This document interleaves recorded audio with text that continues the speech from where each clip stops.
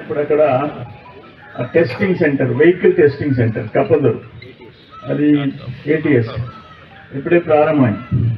దాని ఉద్దేశం ఏంటంటే 8 ఏళ్ల లోపల ఉండే వెహికల్ సంవత్సరానికి ఒకసారి అక్కడ టెస్ట్ చేయించుకోవాలా, సర్టిఫికేట్ కావాలి. జిల్లా అంతా ఇక్కడికి రావాల్సిందే.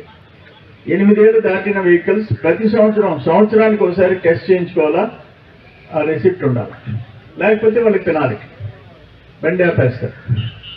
ఇప్పుడు దాకా చెప్తున్నారు కొంతమంది ఓనర్స్ మాట్లాడుతున్నారు, బండి పోగలేదంట, డబ్బులు పంపించేస్తే చాలంట.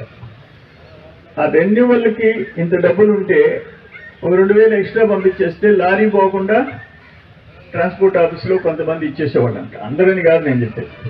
దానివల్ల యాక్సిడెంట్, బండి ఫిట్ అవుద్దా కాదా అని చూసే పరిస్థితి లేదు. బోల్డ్ యాక్సిడెంట్, ఎంత ఘోరాలు జరుగుతున్నాయో మనం చూస్తూ ఉన్నాం. వాటిని స్ట్రీమ్లైన్ చేసేదానికి ఈరోజు జిల్లాకు ఒక టెస్టింగ్ సెంటర్ పెట్టేసేసారు.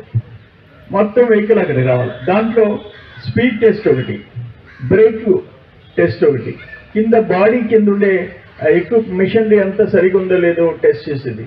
ఇవన్నీ మొత్తం ఆల్మోస్ట్ 7 minutes 17 minutes 7 minutes 7 నిమిషాల్లో మొత్తం మిషనరీ టెస్ట్ చేస్తుంది, రిపోర్ట్ ఇచ్చేస్తుంది.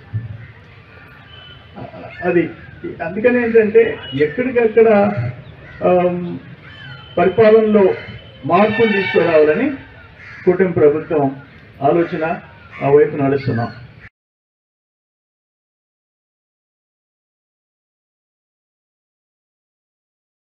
మంగళం శ్రీ స్వామినే నమః.